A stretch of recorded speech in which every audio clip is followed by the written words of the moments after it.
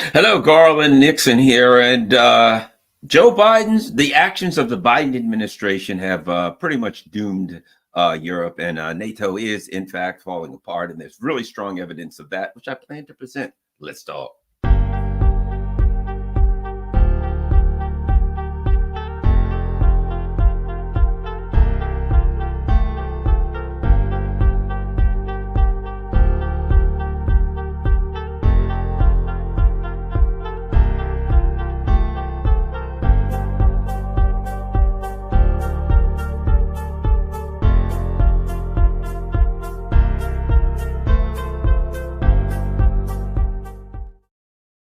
Hello, all, and let's get right to it. I should have grabbed. Do I have it here? I should have grabbed it because this is an important. Little did we know that back in the 1980s, and you've seen me if you watch my channel, you've seen this book before. Boom, boom, boom. There we go. Ally versus Ally: America, Europe, and the Siberian Pipeline Crisis by Anthony J. Blinken. Right. And J is for the Joker. That guy's the Joker. But at any rate, that was little did we know that really foretold the death of Europe. That foretold the end of Europe. And I don't just mean the end of Europe from since 1945. I mean the end of Europe for centuries, right? Centuries.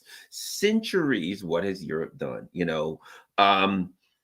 Preyed on, let's face it, you look at China and Great Britain and the infamous opium wars, where they went to, they tried to turn an entire country into drug addicts, and when China pushed back, they threatened to overthrow the government of China and, force them to buy opium. I mean, Britain's been up to no good for a long time. Tea, oh, that's the big thing. Tea, they don't grow tea. In England, tea is their big thing. They don't grow tea. They got it from India and other places, right? Remember the Spanish Empire, on and on and on. The 1860s, there was a conference where they decided how they were going to divvy up Africa for what? For natural resources, so they could make a fortune. Certainly you had the sugar plantations in the Caribbeans with slave labor, which eventually turned into cotton and tobacco in the New World. So keep in mind, Garland Nixon sees things through the lens of economic class, right? So when I say Europe has done these things, I don't mean the working class Europeans. I don't mean the average schmuck that, is walking down the street trying to eat and trying to feed his family. I mean the ruling elite, an evil and devious and diabolical group of people, so horrible that there's been times such as the French Revolution where the people in Europe mustered up enough oomph to, cut their heads off or do whatever they were going to do, right? They're a horrible of the culture of Europe is the main culture is a culture of the people. There's beautiful architecture and there's music and there's art and there's all of these wonderful things, wines and foods and all of this. But there is a very, very nasty culture that is like an OS, right? In a computer, it's like an operating system, right? You don't see the operating system. You see a graphical user interface. You see the results of the operating system, all of these things that are added to the operating system. But in the background, there's an operating system, and that operating system determines how everything else works. It determines the outcome, right? That's how I consider the ruling elite in Europe. That's why, a lot of Europeans, when you talk about the horrible things that Europe has done and the history of the horrors and diabolical and evil things of Europe, a lot of European working class, regular people feel defensive. And I understand why. They feel defensive because they feel like somebody's saying to them, "You evil European, because you're a French and the French Empire, because you're a Anglo-Saxon, Germany, Anglican, Saxon, Germanic English. You're Anglo-Saxon. You're whatever the case may be, except maybe Irish, because they got a pretty good gripe. But you feel like somebody's pointing the finger at you, saying you run-of-the-mill German, Amsterdam, French." Whatever citizen, you have done terrible things for centuries. And you're like, I haven't even been alive for centuries. How the hell did I do terrible things for centuries, right? You didn't, neither did your ancestors, really. It was the ruling elite that made those decisions. And even then, your ancestors suffered at the hands of the ruling elite. Let me explain. Look at England when it was this great empire, the great Atlantic and Pacific Tea Company and the great, and on and on and on. What was the big one? I forgot. Every people in the chat can remind me. But whatever the case, if you look at Europe, at Britain at the time, I mean, the richest people who ever lived at that time were in Great Britain, or the French Empire, when they had most of Africa and a lot of stuff, French Indochina and all that. As they were rampaging the world, enslaving, beating, and doing horrible things to people, they were becoming the richest people on earth. But they had a feudal system, which meant the richest people on earth were the noble class, were a tiny, very, very small class of people who lived in, inordinate wealth, unthinkable wealth that they stole from around the world. But who suffered? The people, when they were going to send a bunch of ships to China to attack China, when they were going to take over a country in Africa, Latin America, wherever, who did they send? It was you that they sent. The poor serfs, which were most of the people, the poor serfs were thrown into the army and put on a ship and sent over to some godforsaken hellhole land to die at the hands of the indigenous people who were fighting back against Great Britain. So what's the old saying about a bayonet? There's a working class on either side of it.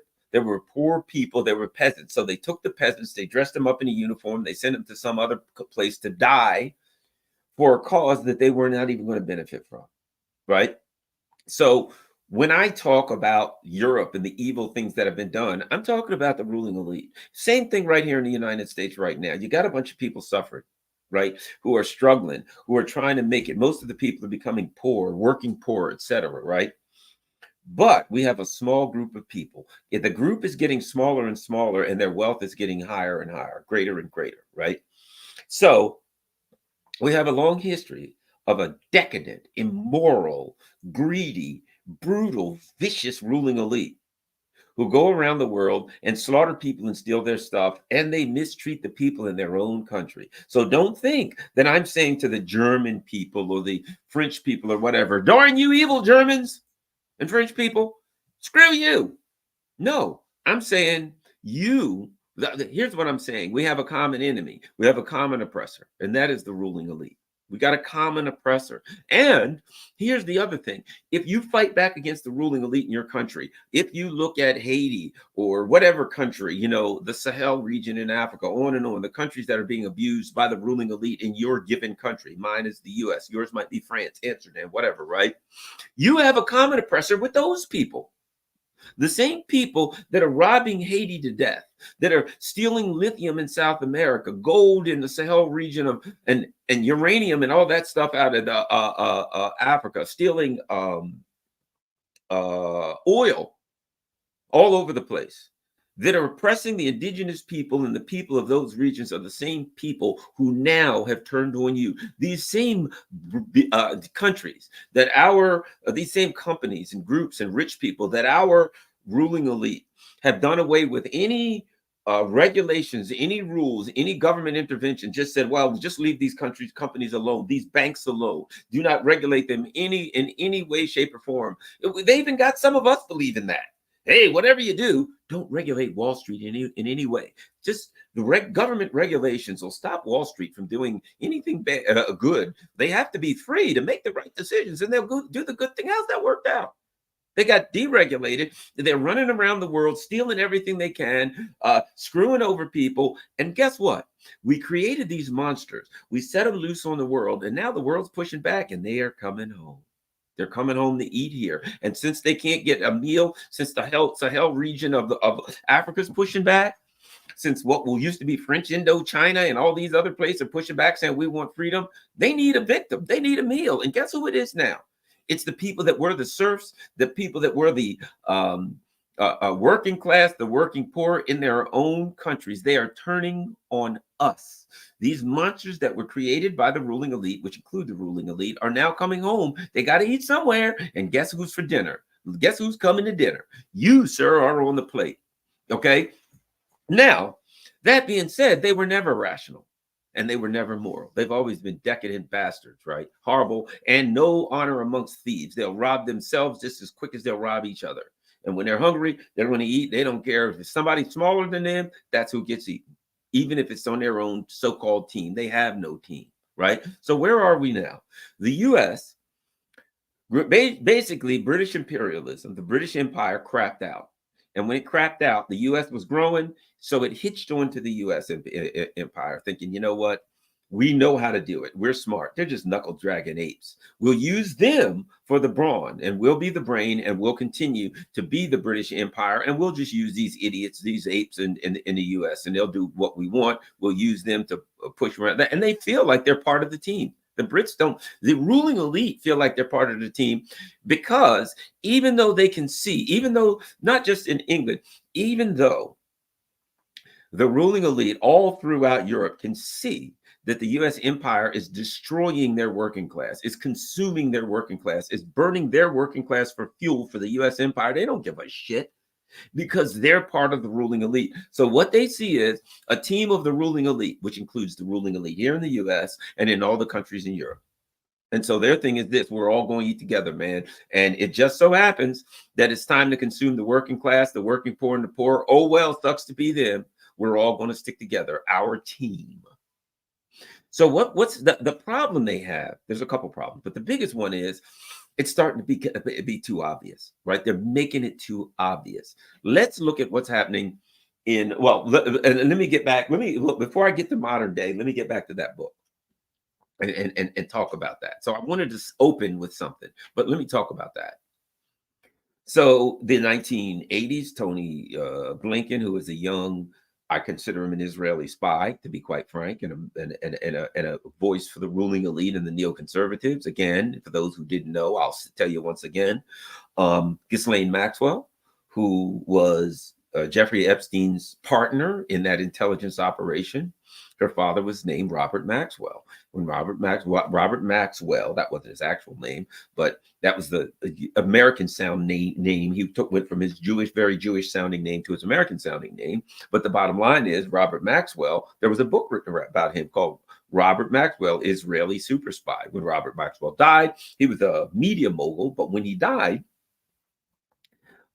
his body was taken to Israel, and he was given a state funeral, and he was buried amongst former the top elites of Israel of all time, prime ministers, etc. Right now, this is Ghislaine Maxwell's father, Robert Maxwell. Robert Maxwell also had a lawyer. His name was Samuel Pisar, P-I-S-A-R. You can look it up.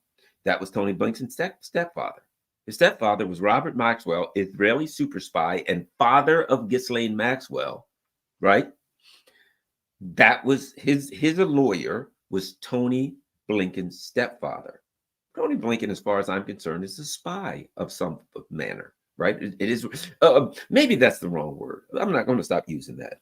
Tony Blinken is an operative. He's a Zionist operative, because Zionism is not just about Israel. Israel is one of the things that Zionism produces, right? But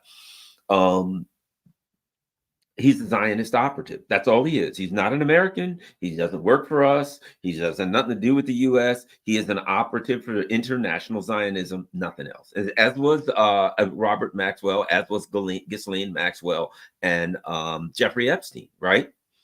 Okay. So he writes this book in the 80s, and basically in the book, if you see, it is, think about this. Now, what is he talking about? Ally versus ally. So that's saying friend versus friend, ally versus ally. The United States is an ally of Europe. So he saw a dynamic where Europe and the US had differences versus allies. We're on opposing sides of something, right?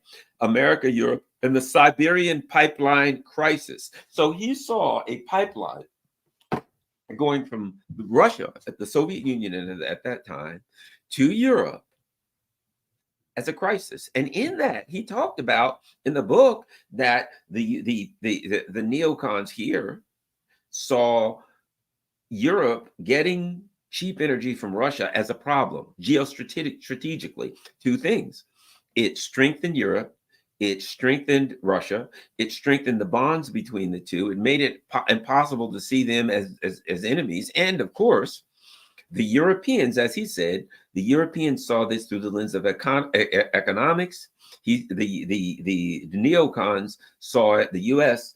Geopolitical operatives and and warmongers and hegemonic-minded people saw it through the lens as like what they saw everything through it through. They saw it through the lens of geostrategic advantage. Well, yeah, is it going to help Europe? Yeah, but we don't want it to help Europe because Europe will get stronger and stop listening to us. Will it help Russia? Yeah, we don't want it to help Russia because Europe and Russia will both get stronger, and Europe won't listen to us anymore, and Russia will be more, better off, and we can't dominate and overtake Russia and destroy it and steal all their stuff. So no, we don't want it. So back then, what Tony Blinken told us back in the 80s was, we want to impoverish Europe. That's the plan. We want to impoverish both Europe and we want to impoverish Russia. Now think about this. John Bolton in his book wrote that the neocons, and I'm paraphrasing, none of these stuff, so don't think these are the exact language that was used, that the neocons saw Europe as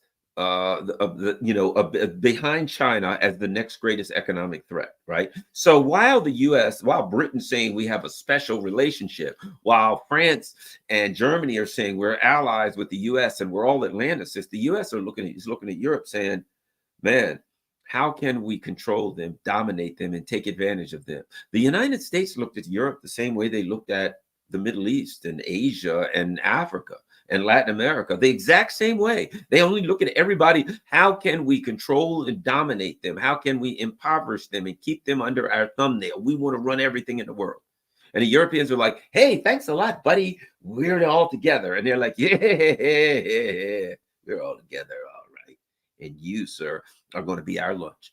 So Tony Blinken, the writing was on the wall back in the 80s from Tony Blinken. Now, about 2016 or so, there's a famous video out. I don't even bother to look it up.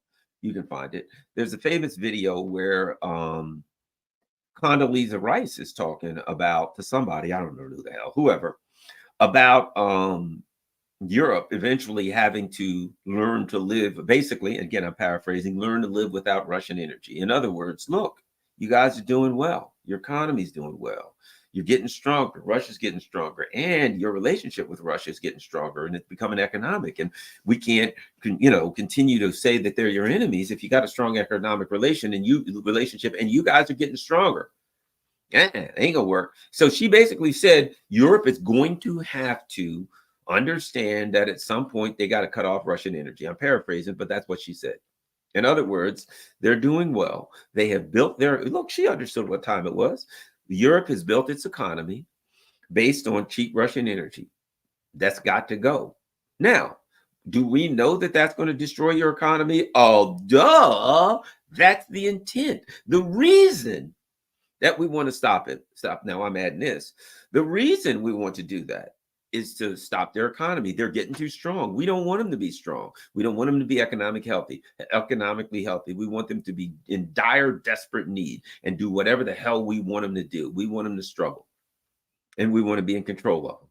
As who was it that said, was it Sun Tzu? Or maybe I think that said an evil man will burn his own country just to rule over the ashes. That was it.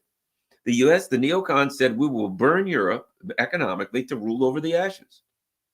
So we come to today. And what has happened with Europe? The United States first, what did they do? They overthrew the government of Ukraine. And Europe was like, yay, we're in. We're in. Now, what do they say? Oh, there was Putin made an unprovoked attack on Russia, right? This is what supposedly happened, that they never overthrew the government and there was an unprovoked attack. There's a problem with that, though. And now think about this. I'm going to go to the ruling elite here. This is all going to come together. The ruling elite in Europe and Russia have taken, in Europe and the US have taken a position. And the position that they've taken is that the Russians attacked Ukraine and it was an unprovoked attack. They just hate democracy, blah, blah, blah. But there's one problem with that. You know what it is? It's called the Minsk Accords. It's called the Minsk Accords. But mostly France and Germany. They met with Russians and the people from Eastern Europe and the Donbass, and they made a deal with them. And the deal was called the Minsk Accords. And they were supposed to do certain things. And Eastern Ukraine was going to have some level of autonomy and on and on. Well, okay, fine. And after they made the deal, It went through the UN Security Council, everything. Okay, we got a deal. So they had a deal. And then afterwards, the Russian says, okay, let's start doing what we agreed. And they're like, nah. And the Russians like, but we agreed. Nah. But we made a deal. Nah, we ain't doing that. So they made a deal. They didn't keep their deal. And the Russians kept saying, wait a minute, we had a deal. Keep your deal. Oh, hell no. You gotta be kidding me. No, no, no, no. At the time, and see, that's the great thing about being a sociopath or a narcissist. A sociopath or a narcissist can make any deal in the world because they're never planning on keeping it. You know, I always talk about relationships because I read a lot about narcissists and sociopaths. And if somebody's in a relationship with a narcissist, right, one of the ways to show, you know, the old saying, if you want to see somebody, whether somebody's a narcissist, tell them no. Narcissists can't deal with no. But the narcissist and the sociopath can always make a deal. It's so easy. It's perfect for them because they're not going to keep it ever. You can make a deal. You can be with a person who's in a relationship with a narcissist and they have a disagreement and the narcissist does something. And you say, promise me you'll never do that again. And the narcissist, I promise I'll never do that again. Promise you'll never say that again. I promise I'll never say it again. I'm going to leave you if you don't. The narcissist says, I promise, I swear to God, as I live and breathe, may I be struck with lightning where I stand. I will never do it again. And you'll never do this. The narcissist says, oh, God, no. I want you to write it and sign it on a stack of Bibles 10 miles high. Oh, sure, of course. It's easy for the narcissist. They have no intention of keeping their word. They'll make any deal with you in the world. And then they'll gaslight you. And you'll come back a week and they'll call you a bitch. You bitch. And you'll say to the narcissist, never call me that again. And they're like, oh, yeah, I guess I'm sorry about that. I want you to promise you'll never call me a bitch again. Okay, I promise I'll never do it again. So will you sign a document? Yes. Will you do a videotape? Yeah, absolutely. Sure. Whatever you want. I'll never call you a bitch again. I don't know. It came over me. I just lost that was so stupid. Darn it. I'll never do it again. I swear to God. I promise that. You want to sign right here? Yeah, sure. Whatever. Then a week later, they get me, you bitch. And they're like, you said you'd never do that again. And they say, no, I didn't. They just gaslight you. Oh, no, I just what? Me? No, I've never said that before. They simply, it's called denial. Didn't happen. They'll hit you in the head. Whap. Hey, you hit me in the head. No, I never hit you in the head. I don't know what you're talking about. No, oh, me hit you with that. I'm not that kind of guy. Hit people in the head. You turn your head, whap in the back of the head again. Hey, you just hit me again. Who, me? No, I was drinking water in the other room. What a silly thing. The sociopath and the narcissist have it made. They can make any deal in the world because they have no intention of keeping it. And afterwards, they simply say, they gaslight you. I don't know. Deal. Hey, I don't recall. Got the wrong man. You're making things up. You're just making things up in your head. Why do you make these things up when you know they're not true? God, I don't know how I put up with you. That's the narcissist and that's the sociopath, right? Bottom line, that's what they did. They made a deal with Russia. Hey, we promise if you don't finish wiping out the Ukrainian army at the Battle of, I think it was Sepulveda, then we'll do all these things. And afterwards, the Russian says, okay, time to do them. They're like, yeah, right. Minsk Accords my ass. The answer is no. Well, why'd you tell us that? Tell you what? I don't know. Minsk, I had no. And so now they just pretend like it never happened. Hey, you know what? We don't understand why they invaded Ukraine for no reason. I guess they just hate diplomacy. What about the Minsk Accords? The who or what? And then they even get bold. What about the Minsk Accords? Come on, you idiot. We just did that so we could make Ukraine more powerful. So we just needed some time to pump them full of weapons so we could use them as a political and military tool to attack you with. Come on. You sound stupid. You believed us? Oh, God, you're an idiot. We're friggin' liars. We have no morals whatsoever. We're immoral, decadent fiends, and you are stupid enough. It's not our fault. You know we're immoral, decadent fiends, and you're stupid enough to believe us. Blame yourself, dude. We're just innocent, immoral, decadent fiends, right? That's what they are. And so now they're like, but look, sorry about that. We understand that we had the Minsk Accords. We understand that we didn't do it, and we understand that we just used them to, get more weapons in Ukraine so we could attack you. Okay, fair enough. You understand it. We understand it. However, because we're lying pieces of crap, we've decided to take a different position. The position we're now taking, you're going to love this, is that you attacked Ukraine in an unprovoked manner. That's our position. Yeah, is it true? Yeah, mostly not. But We don't give a shit about that. I mean, we're immoral, decadent fiends. Come on, it's just what we do. Don't hate the player, hate the game. So off they go now. And now, meanwhile, Europe, bad news for you. You're dealing with immoral, decadent fiends, working class, and that includes your leaders. So, meanwhile, they're like, okay, we got what we want. So now we get to cut Europe off from cheap energy, which means the end of Europe. Economically, Europe will turn into basically Haiti, right? But so that's that. And they said to the ruling elite, look, the ruling elite of Europe, look, Schultz, Macron, Sunak, whoever the hell, Starmer, Farmer, Smarmer, whoever have that. Look, get over here, you stupid bastards. Here's the plan. We're going to impoverish all your people. We're going to deindustrialize you. We're going to economically just wipe your countries out and turn them into total complete servitude. Got it? And you know what Starmer and Schultz and all them said? Sure, not a problem. We hate these pieces of crap anyway. God, the littles just aggravate us. They're nipping around at your feet. They're asking for food and they wanted the health care and a decent living. God, they so annoy me. Thank God. I was wondering, I thought at some time we would get a chance to smush these bastards back and put them in their place. And thank God, Joe Biden, you came along and gave us a hand. High five, bro. We're in. That's basically it. Can I sum it up any better than that? I mean, can I just sum it up any better? I don't think so. That's what happened. Now, what happens? Biden comes along and he says to Schultz, look, man, this whole Nord Stream thing, that's the problem. You see, my friend, that is cheap oil coming into Europe. It starts with you. And it was so cheap that what Germany would do is they keep some for themselves and then they mark it up and sell the rest to the rest of Europe. So all of Europe is eating off of this stuff, right? They're all eating, both literally and figuratively, off of cheap Russian energy.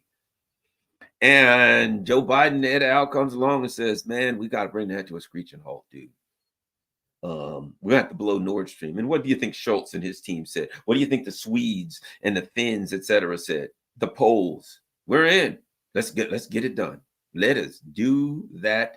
What are we waiting so long for? What are you guys? You're standing around. You're burning sunlight. We got a pipeline to blow here. Let's get moving. The only thing they're pissed at now is that they didn't blow them all. There's one left, and they're trying to figure out how they can blow that one. So, meanwhile, back in working classville, the people in Germany, if you remember when the pipeline blew, a week before it blew, there were protests in Germany, and the protesters were holding up signs that said, open Nord Stream, send the stuff through. And Putin said, hey, I'm ready. Let's turn it on.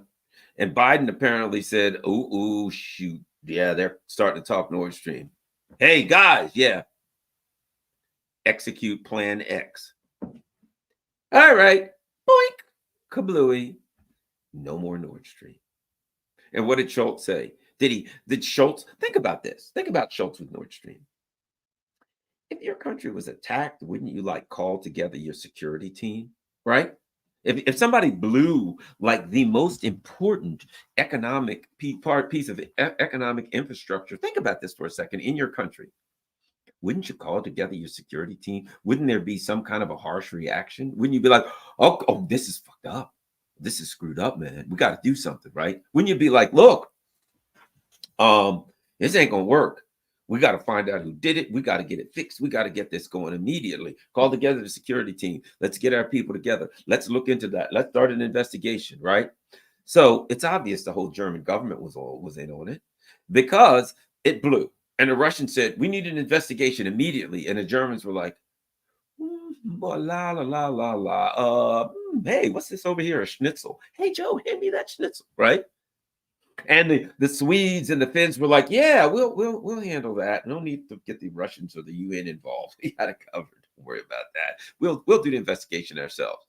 And the German government was like, yeah, let them do the investigation, right? Can you imagine? One of the things that used to happen in the Chesapeake Bay a lot was this. Here's what had happened. At the end of the season, we'd have boats floating off out, and people know I used to be with law enforcement, and we had a huge, gigantic contingent. I was all the police boats, right, and search and rescue and law enforcement on the bay and all that stuff, right. That was a big part of what we did and what we handled. And every year we'd have boats floating out there, right? And they'd catch on fire and blow up. And it was like the end of the year. Somebody bought a boat, they paid for it all year, they took out insurance on it, and at the end of the year, it was floating around and mysteriously caught on fire, right? Had a what the mafia used to call a going out of business fire, right? Well, you'd contact the person, hey, sir, we found your boat floating off point, no point, and it was on fire and it blew. And a guy'd be like, oh, just a minute. He'd go in the other room. You hear, yes, sir. The plan worked. High, bro. We're about to get paid. And they get their insurance, and they get, not only would they get the money for the boat, they had like stuff on the boat that they claimed on their insurance. Oh yeah, I just happen to have a computer on there, a laptop, this and that, some gold bars, a bag of $50,000. You know what I mean? So they claim all this extra stuff on their boat, and they get paid. Because they did it. They didn't. You'd notice. You'd say, hey, your boat blew up. And you wouldn't think that they'd be like, oh crap. I mean, I love my boat. Like, my 18-footer runabout, right? I love that boat. I put so much work on that boat. It's an older boat. I reconditioned it, done all this stuff on it, right? If that boat caught on fire, I'd cry myself to sleep for a year, right? No. Hey, your boat burned on fire. Oh, darn. Well, I guess I better call my insurance company and file my complaint. Just happened to have already filled out the paperwork. La, la, la, la. And right next to the fax machine, I'll fax it to them. They were ready because they did it. They did it. And there was no, so think about the one thing, here's the discussion. When they found out that their pipeline was blown, what was their reaction? Being an old investigator at one time, I remember that when something happens, right? Okay, somebody's husband, wife, whatever died. When you go interview the spouse, boyfriend, girlfriend, or whatever, you take note of the reaction. That's a big important. What happened? Well, we went to her and we told her husband had been beaten to death with an old bowling trophy, stabbed, tied up, and gas was pouring all over his body and lit on fire. What'd she do? Well, she was just drinking a cup of tea, and she said, I'm sorry, I can't talk with you right now. I'm watching My 600-Pound Life, and I got 15 minutes left. It's a brand new episode. I don't want to miss it. We'll talk later. You're like, I think she might have been involved. Right? Because, you come into, hey, your husband was beaten to death, stabbed, shot, and hung, and burned. His body was burned afterwards. You'd think that they'd be like, oh, no, my God, I love the old Garland. You wouldn't think they'd be like, oh, man, oh, like me doing a video, right? Yawning. Oh, geez, yeah, what? He was who? What? Killed, yeah, burned, shot, stabbed. Did you get his wallet? I think he had some credit cards. God, I hope those credit cards didn't get melted. I need them. I hate when you have to replace your credit cards, because you got to go on Amazon and all these things to sit on auto pay. And did you get the credit cards, officer? At that point, you're like, I think she might have been involved. I think she knows something, right? The reaction. What was the reaction of the Germans? Did they go bananas? Hey, somebody just did something that will deindustrialize your country, that will impoverish your country, which will in turn impoverish the entire region. Your entire economic bloc has just been attacked in a way that is irrecoverable. What do you have to say, German government? Yeah. We probably don't need an investigation, that's for sure. The last thing we want to do is an investigation.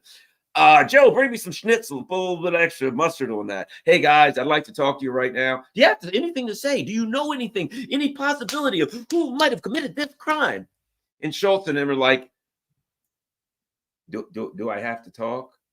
Yeah. Am I being detained, officer? No, we're officer. I'm from the United States government. I'm a diplomat. I'm just trying to ask you if you know anything, about who blew up the pipeline. Well, I don't know. The schnitzel, get that schnitzel going over here. Bring me a nice beer here, room temperature. Yeah, no, you better go on to look into it. We got somebody looking into it. We don't need anybody to look into it. I gotta eat my schnitzel, dude. I mean, it's an unfortunate incident. Too bad that happened. Kind of sucks, but schnitzels is not going to eat itself. Have a nice day. I mean, the German government's reaction was an indictment on them. If they didn't know who did it, which they did. But if they didn't, then they didn't give a shit, because their reaction was one of, okay, did they scream for an investigation? Did they beg for an investigation? Did they see the sons of bitches that attacked us will pay? The Bundeswehr will come get them. The Wehrmacht will be, no. They just sat there eating a friggin' schnitzel and drinking a brew. Eh. They were involved. You know why? Because they were involved. It is obvious they were involved. They were told what was going to happen. They probably assisted in it. They were all for it. The German government, the ruling elite of Germany, was part of the plot to impoverish the entire economic bloc, including their own people. Now, let me ask you this. If some slob with the Free the Uhuru hat on, some nobody, some schmutz from Maryland, who just happened to be an investigator, but I mean, it's not like I worked I did work with the FBI at one point. I worked with the Joint Terrorism Task Force for a while, but I mean, it's not like I'm the second coming of friggin', Sherlock Holmes. I'm just another investigator, right? But I can figure it out. So am I to believe that Macron can't figure it out? Am I to believe that Sunak at the time couldn't figure out, that none of the other world leaders around Europe could figure out that they had been attacked by the US? Am I to believe that? They all knew it, which meant if none of them spoke up, they were all in on it. They were all part of a plot that will wipe out the economy of the European bloc, that will turn it to poverty, that will load it with homelessness, with crime, prostitution. Everything you can think of is coming to Europe. God help you if you're in Europe 10 years from now.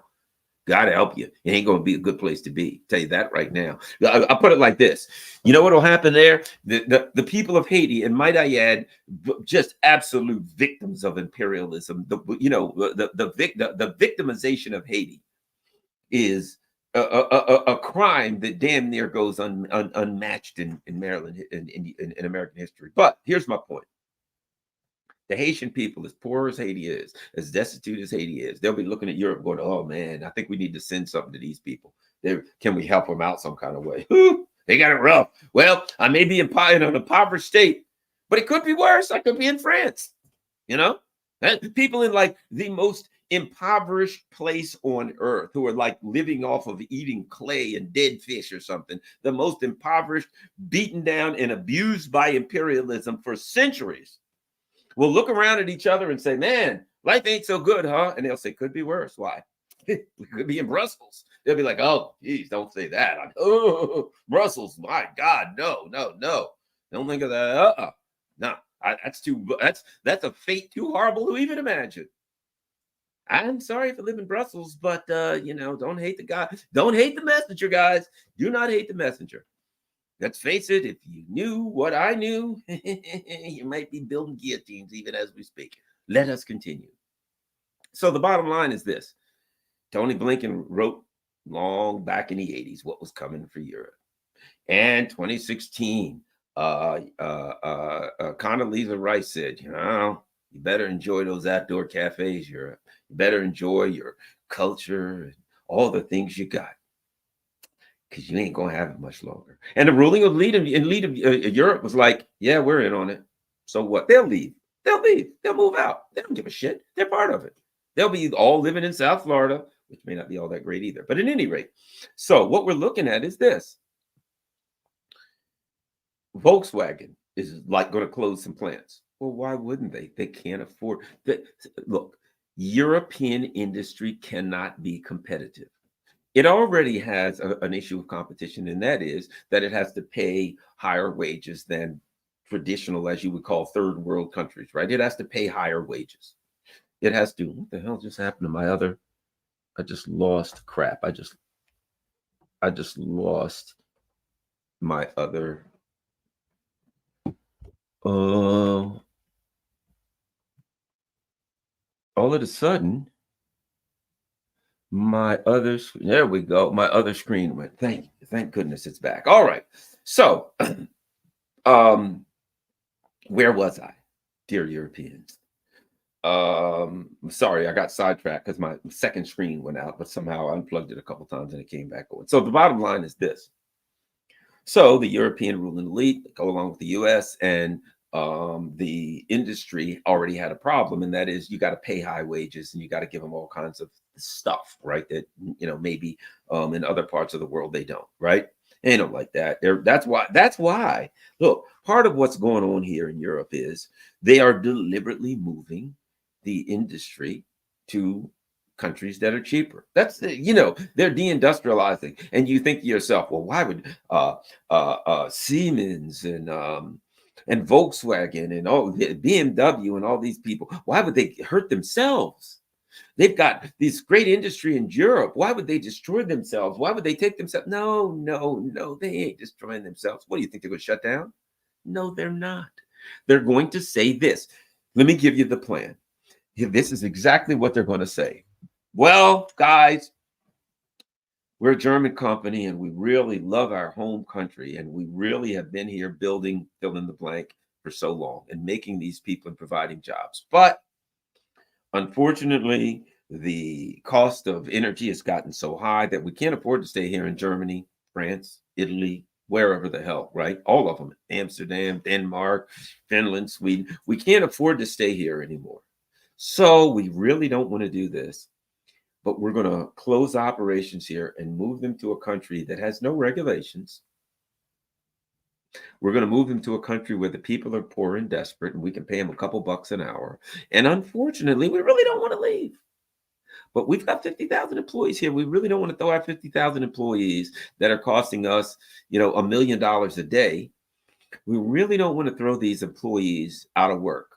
But unfortunately, we're going to have to close this down and we're going to have to move them someplace that's going to cost us $1 million a year instead of $1 million a day.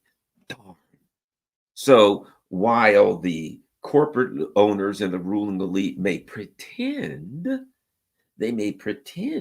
oh, this is terrible. We're going to have to close Volkswagen plants. In reality, what, you think they're going to stop making Volkswagens? No. And if they close the Volkswagen plants in Germany, they're going to open them somewhere else, aren't they? They're going to open them somewhere where it's a whole hell of a lot cheaper than Germany. They're going to do to Europe what they did here in Ohio and Michigan and what's called the Rust Belt. They're simply going to close all your factories. You're all going to be freaking out of work. You're all going to lose all this stuff. There's going to be no tax money coming into the country, to the government, so they can't provide health care coverage and free school and all of those things that they provide. And they're going to move these damn things, just like they did in the United States. And you know what they're going to do? They're going to move these things to the global south, where it's cheaper. Simple. They'll call some country in Africa, the Middle East, whatever, Asia, wherever, some struggling country. Hey guys, Volkswagen here. Yeah, we'd like to open a factory and employ 50,000 people. Great. Hey, move here to, Smabibia. We're kind of poor. Yeah, that's okay. You've got the Chinese, I think, are building you some infrastructure. We'll take care of that. By the way, we need 50,000 employees. So we'll go there. We'll train your people. Tell them we'll pay them $1 an hour. And that's too good for them. Yeah, but that's not enough. Shut up or you don't get it. Okay. Oh, by the way, tell the president of the country we got a brown paper bag full of money coming to make sure that he gets paid off for allowing us to go there. Your jobs, your industry, your everything is shutting down. It ain't going into the ether. It's not going to disappear. They ain't going to stop making the things that they make. Siemens and BASF and Mercedes and all that. They ain't going out of business. They're going to move their factories to somewhere where they don't have to pay. And you are going to suffer. The ruling elite, they're like, we're looking at Europe and the US. Look over there. That looks like the global south. Whoop. Close these factories down. They're moving them to the global south. See, when most people talk about the deindustrialization of Europe, the impoverishment of Europe, they talk about it as though that's the only place this is happening. Okay, they're being impoverished and deindustrialized. Wait a minute. They're being deindustrialized. But are the companies, these industrial companies, going to close? No, they ain't.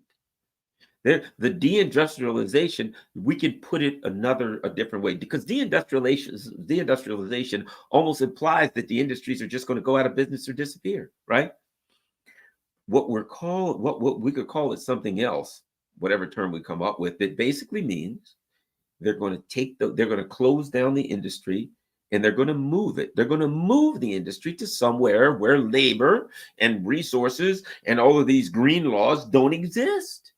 That's what they're going to do. And Europe is done, finished, impoverished to the highest order. Could that be stopped? Yes, it could. If the damn Europeans had any idea what was going to happen, they'd flip out and they'd stop it, but they don't. Europe, hey, here, fly a blue and yellow flag. You might as well put a gun to your head and shoot it. If you're sitting here and you're supporting, if you're a Europeans flying some blue and freaking yellow flag and then a blue and white Israeli flag and all of that, you might as well put a gun in your mouth and pull the trigger. Your ancestors will wake up and look back at what happened, and they will say to themselves, good God, what the hell was wrong with Grandpa? We had a pretty nice thing going on here. We had wine, cheese, grapes, outdoor cafes. It was pretty nice. And the ruling elite just screwed us all, and they cheered them on. And whenever somebody came along and said, hey guys, I think we're being hit, oh, a Putin lover, Putiner, get that dog out of here. He's an anti-Semite. He's a Russian operative, Putin. When somebody came along and said to them, man, you're being took. Oh, obviously, you'd saying things that would be favorable to the government of Putin. Arrest that man. Take him away. Ew, the stinky old Russians. I hate the Russians. It's a misdirection play.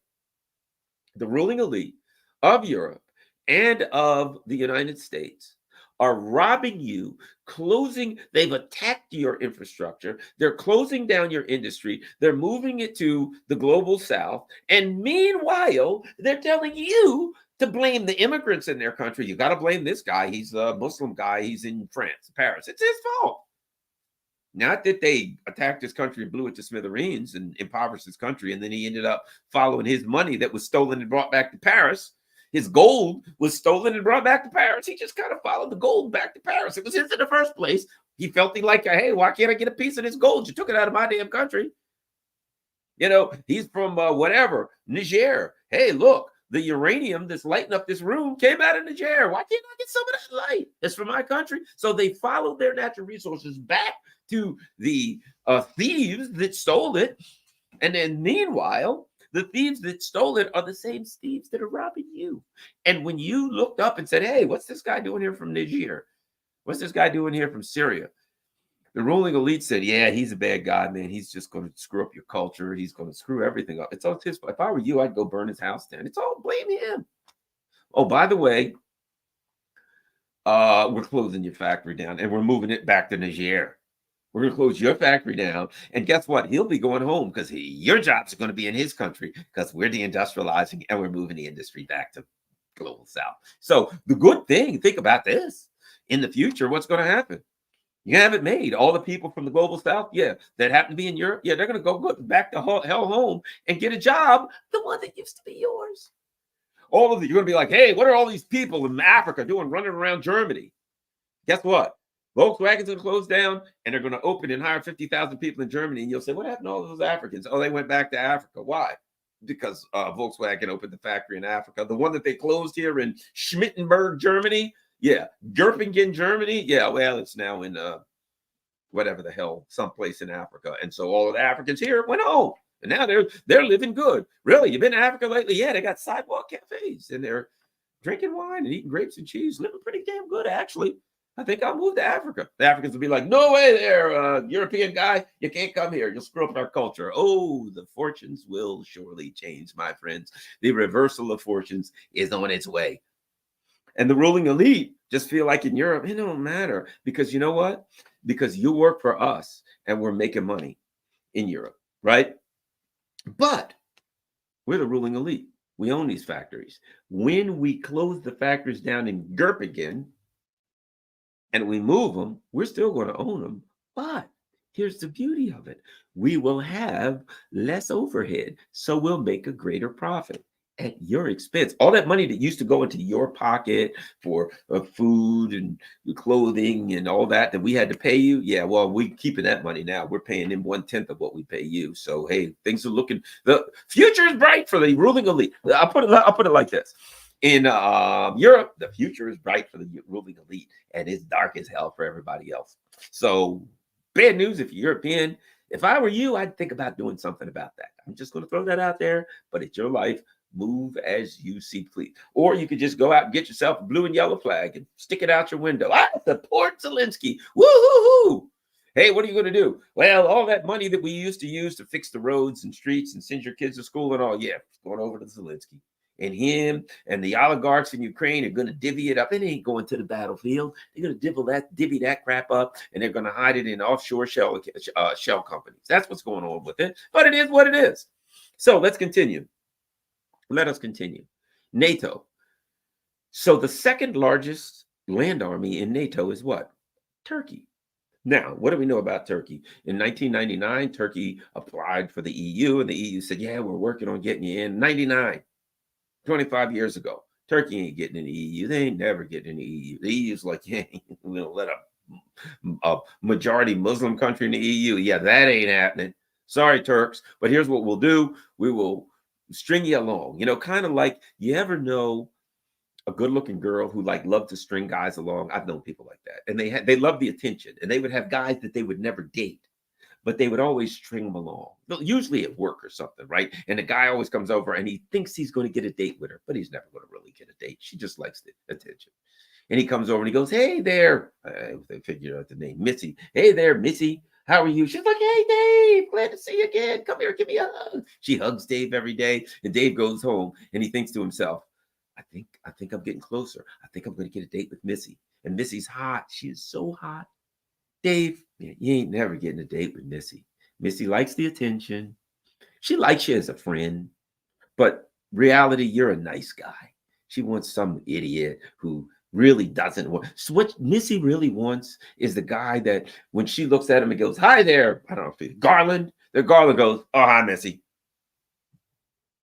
Missy's like, hey, Garland, look at me. And Garland goes, hey, yeah, great outfit you got on there, Missy. Have a nice day. And he moves on. That's the guy Missy wants. Missy wants the guy that doesn't really want her. She don't care if he's the best looking guy or not. She wants the guy that doesn't really want her. That's the way it works, right? That's the dynamics. And guess what? That's what Turkey was dealing with. Can we get in the EU? Yeah, sure. One of these old days, guaranteed, Turkey. Won't be long now. Turkey was like, okay, bye. They're like, yeah, hey, for God's sake. Yeah, they ain't dating you, Turkey. You're never going to get a date. Not going to happen. And one of these days, the poor schmuck that thinks he's going to get a date with Missy, he comes in and he looks and he sees Missy with some buff guy. He's got tattoos. Obviously, he works out every day. He's got his hat on backwards. He's got cool sunglasses on. And he kind of looks at him and he's like, you know, Missy's hot. And that dude's kind of cool and probably the kind of guy that could get a date with Missy. And then he looks in the mirror and he's like, and I probably ain't. And he comes to reality. And the girl that works over in in the sandwich shop that always liked him, he finally calls her over and says, hey, would you like to go on a date? She says, oh, yes, I'd love to go on a date with you. And he gets a date with somebody that likes him instead of chasing after the girl that just wants attention. But she never, ever really was going to give him a date. He came to reality. He faced the truth of what his true options were and stopped living in a dream world. That, my friends, is Turkey. Turkey was like, can I get in the EU? He's like, yeah, one of these old days, we'll let you in Turkey and the EU, sure. And now Turkey's woken up. Turkey applied for BRICS because all along, Russia and China and these third world countries were like, hey, Turkey, how's it going, man? They were the little sandwich shop girl. Turkey, hey, hi, how are you? Turkey was like, yeah, I'm okay. I'm over here talking to the EU. Hi, Missy. And Missy just enjoyed the attention until she was tired and on she went. So she didn't need it anymore because she got the cool buff dude. Now Turkey is awoken. And they're like, you know what? I think the Europeans don't really like us. I think they're just stringing us along for attention. And America's like, look, Turkey, you will do what we say or we will sanction you right away. And then the U.S. tried to overthrow the government of Turkey. Literally, Erdogan's running for office. The U.S. tries to coup Turkey. And without Russia's help, they would have been successful. And at that point, Erdogan's like, I think they're trying to tell me something. So now the second largest land army in uh, NATO is joining BRICS. He's dating a sandwich shop girl. And Turkey is a very large country, powerful country. They got a powerful economy. They got all kinds of beautiful tourist areas for tourism. They've got lots of industry. They make lots of stuff. It's a great potential. They have some issues, yes, but a powerful potential if they were to date just the right girl. If they were to join up with some people who appreciated them for who they were and said, Turkey, we like you. We want you to be with us and we'll treat you as an equal. Turkey now has applied for BRICS. And I suspect for all of the above reasons, Turkey's got a lot of things to bring to the table. Plus, it'll be a hot needle right in the eye of NATO that Russia and China and India, etc., are going to say, Turkey, Friday night, we'll go out. Why not check out a movie? Doesn't have to be anything too expensive. Think about it. Missy, what'd she want? She wanted you to take her to the most expensive place in the world. She wanted you to take her to the Bahamas, the Virgin Islands, wherever, right? The sandwich shop girl just wants a sandwich and something cheap. She'll bring it with her. Hey, I work at the sandwich shop. When I get off, I'll make a couple tuna sandwiches and bring some chips. Great idea. That's all she wants. She don't need much. Right? So now BRICS are like, Turkey, you don't have to do anything much for us. Just come and join up and we'll work out something. We'll pay in our various, we're not going to put any pressure on you. We'll pay with our various currencies and stuff. We're all just trying to eat, bro. We are all just trying to eat. Turkey's like, okay, I'm out of here. It's it for NATO. The second largest land army in NATO will be a member of BRICS. Let me put it to you here's one of the things that means at that point, that their economy will be will be inextricably linked to Russia, China, India. Do you think that Turkey's going to be see the opposite? They were able to fracture the link, to completely cut the link, almost, well, fracture it, not completely cut it, but they were into it to reduce the efficiency of the energy link and the economic link between Europe and Russia. And now Turkey and Russia, that Turkey's going to be a gas hub, getting gas from Russia. They are, excuse me, how about this? Turkstream is one of the big pipelines out of Russia, right? They are jointly patrolling Turkstream with the Russians to make sure nobody blows that. I don't know who would blow them. We don't know who might do that. Probably the Russians, they like to blow their own stuff. I'm just throwing that out there. But I'm just saying they're working with the Russians. Why? Because they got a stake in this thing, right?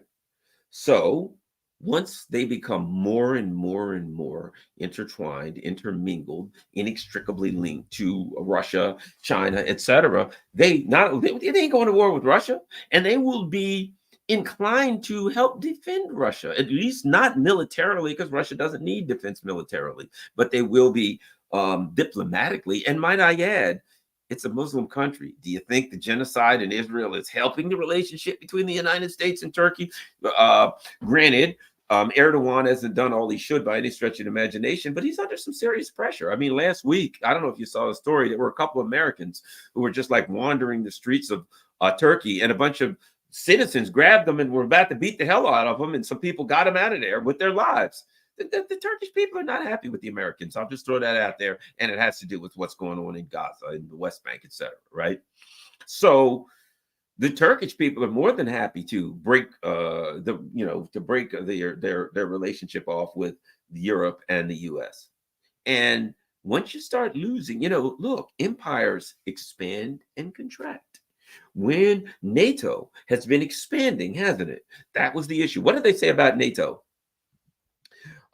We nobody can stop us from expanding. We can expand. Expansion of NATO has been a good thing, right? NATO expands. When NATO starts contracting, it ain't gonna stop.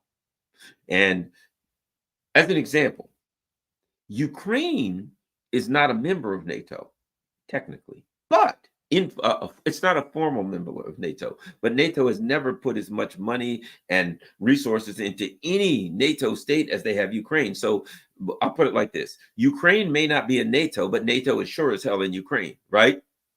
Okay, so their NATO is Ukraine. Ukraine is NATO now, right?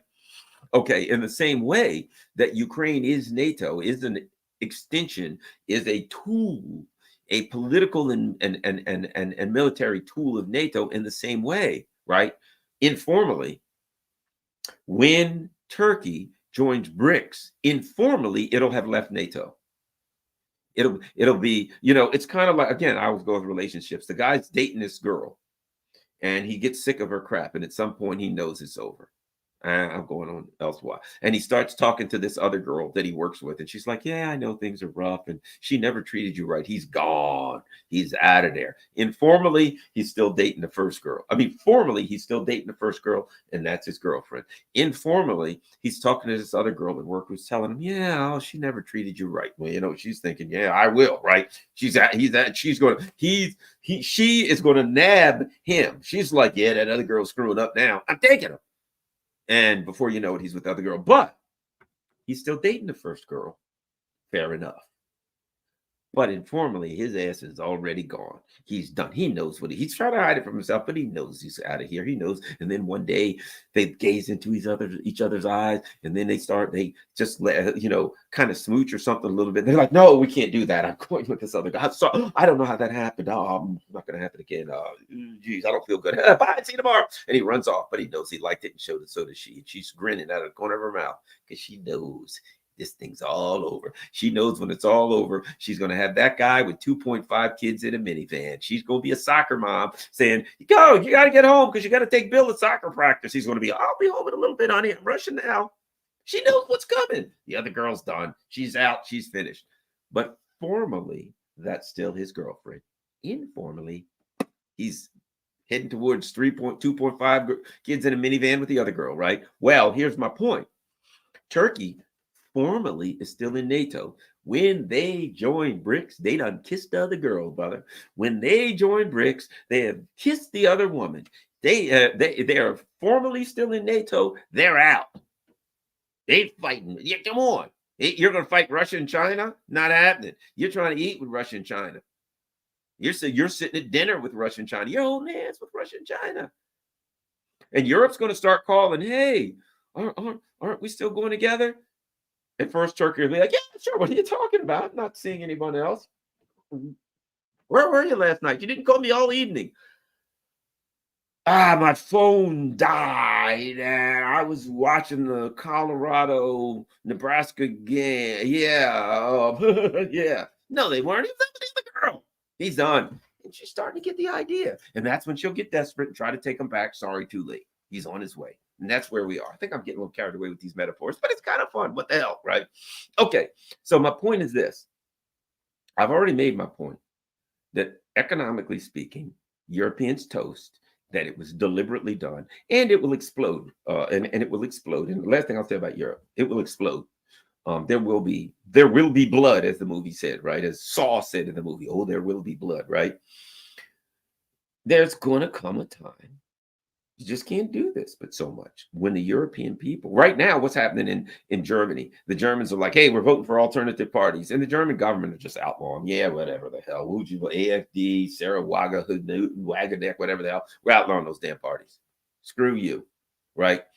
You can outlaw the parties, but you can't outlaw the sentiment that drove those people to vote for the parties. So all you're going to do is push that spring down a little harder. Here's a spring. It's up here. Push it down a little harder. They're just going to push that spring down a little bit harder. And when that spring pops, buddy, you don't want to be in front of it. And so they're going to do whatever they want. What is happening with Macron? The people in France have voted, we're too sick and tired of this bullcrap, Macron. We're voting otherwise. And Macron is like, oh, you think you are? No, you will not. This country is not yours. It belongs to the ruling elite, and we will run this damn country any way we choose, and you get no say. Really, that's what the German government's saying. That's what the French government is saying. Look, it's our country. What do you think? This is some kind of democracy or something? You think you have a say? You do not. We are the ruling elite. It's our country, and we'll do what the hell we want to. Hey, guys, let's enact some more laws that these dumb sons of bitches can't tweet or whatever they want. We're getting rid of Twitter and Telegram. You're running your friggin' mouth too much on that. Shut up. Shut up, Twitter and Telegram. Anything else? The only thing we'll allow is social media companies that shut you down and throw you off if you say anything we don't like. You shut up. You will say what you are told to say. You will do what you're told to do. And meanwhile, you will be impoverished and you will like it. That's it. In the end, they're just saying you'll do what we tell you to do and you're going to be impoverished and that's good enough for you. You'll like it. You'll own nothing and like it. Well, you probably won't like it, but we'll like it because we're going to get richer because we're deindustrializing and we're going to move that industry somewhere where it's a lot cheaper and we'll make more money. And you know what we're going to do? We're going to build their economies up. You're like, but then we won't be able to buy stuff. So you got a business. Ha, ha, ha. And they're like, oh, yeah, ha, ha. The joke's on you, pal. We're building their cities and their industry up. So we'll just build the stuff over there and we'll sell it to them. And you're like, yeah, but eventually won't they want higher wages too? Yeah, we'll move it back to you because you'll be impoverished. That's the way the game works. Back and forth. We'll move it to the poor people till the poor people get a few bucks. Then we'll make you poor. Then we'll bring it back here and we'll pay you $1 an hour. And you'll be happy by then because you'll be wandering around and eating each other. So, hey, sucks to be you. Great to be the ruling elite. That's it. And also, ultimately, I think that the people of Europe are going to hit the ceiling at some point. I think they're going to figure this out at some point, albeit too late. I think that once they have to start taking their blue and yellow flags, and the only food they'll have is if they put them in a hot pot of water and make blue and yellow soup out of them, I think they'll be a hit. You'll see a bunch of people in Europe with blue and yellow mouths because the only soup they had was from their Ukrainian flags. And they chewed on the fabric and found out that it doesn't have a lot of nutritious value, right? So hopefully that doesn't happen, but I suspect things are going bad. Now, the only thing I'd say to Europe is this. Step up to the plate. Don't wait. Don't wait. Don't let this happen, Europeans. All that is worst case scenario. If you guys got the guts, got the strength, got the backbone to stand up against the ruling elite, you can do it. And so I'm gonna cross my fingers. And I hope the working people of Europe come together and do what they need to do. All right. All that takes me back to, I'm going to look for some super chats because if there's any super chats, those people will want me. Okay, so let's start with good old King. Oh, hey, Kinky, what's happening? Will we see you in Kingston, New York this month? No, actually, no. I would love to be there, but Rage Against the War Machine is going down again in DC, and they've asked me to speak. So I'd love to go to Kingston, New York, with my main man, Scott Ritter. Scott and I have talked. We talk regularly, and Scott and I talked about it, and he understands. So Rage Against the War Machine, unless, this won't shock me, unless the government says, oh, that's terrorism, and it's been funded by Russia, so we got to shut it down. That wouldn't shock me. All right, let me go. Thank you very much, Kinky. Good old Kinky. All right, here we got Conan, the Barbarian. Thank you, Conan. Anyone else have a comment or question? Oh, nothing so far. Oh, wait. Okay, good old Rolf Steiner says, will the U.S. level Germany if the Germans tried to escape the U.S. empire and then forge new alliances to the east away from the USA banker oligarchy? I don't think they're going to have to because they have the ruling elite totally captured. What would have to happen for the U.S. for Germans to escape the USA empire is the German people have to step up to the plate and do it. And they got to simply not cooperate. They got to simply do a national strike. They're going to have to take it to some pretty far lengths because those traitorous bastards that run Germany ain't going to, yeah, they ain't going to make a move. So, bottom line is, no, the U.S. wouldn't level Germany, but economically they're leveling it now. But the German ruling elite will never do anything. Remember, they're part of deindustrializing Germany because they want to move the industry to the global south where it's cheaper and where there are no environmental laws that they have to worry about. So you guys are going to have to do it yourself. You guys are going to have to do the heavy lifting because the ruling elite ain't on your side. All right. Uh-oh. Rolf, which soft underbelly nations would U.S. Americans look to pillage and plunder next? You're in Europe. That's what they're doing, given that fresh resources are required for empire expansion. So the bottom line is this: they're going to pillage and plunder Europe in every way they can. Number one, and number two, I don't think they got a plan. Oh, they're going to try, to continue. I think part of it is they're trying to hold on to what they got as best they can in Africa and Latin America, but I think they see the Middle East is the region because they got to hold on to that oil, man. They got to be able to control that oil, and that's what's screwing them. And so right now they're putting everything into Europe into Israel because that's where the oil is. And the priority is, if we're going to lose Africa, we're going to lose everything else. We got to hold on to the region with the oil. So that's what they're trying to hold on to. The understanding that it's going to be difficult to hold on to everything or anything. Thanks a lot, Conan. Certainly appreciate that. Rockfin, let's go there. Okay. Boris, thank you very much. Anna says, I appreciate you. Thanks, Timothy Taylor. JVB says, you started my therapy session. And Anna says, we need mass civil disobedience like never before. But then they were right on time. They know what's happening. Now I'm gonna see if we got any Rumble rants. Rumble rants. Do we have any Rumble rants? My content. Okay, let's see if we got any Rumble rants. No Rumble. Someone says this. Outstanding that you brought that book up finally. You're the one that tipped me off, and so many people have never heard of it, but it might be a little breadcrumb trail. You are right. You are right. Night Gazer says this is oddly specific. So thanks a lot. Lively chat. Here's like 4 people in the chat. How many people? 107 watching. Wow, I got 107 people on Rumble. I got 18 on Rockfin, and we got 947. So we crossed 1,000. Let me look. Anything else? All right, I think that's it. Well, we've gone an hour and 12 minutes, so that's long enough for the likes of me. Thanks a lot, everybody. Certainly appreciate it. Don't forget, free the Uhuru 3, right? And we will be celebrating if they win. I expect that maybe next week their case will be over. I'm thinking it ain't going to be that long.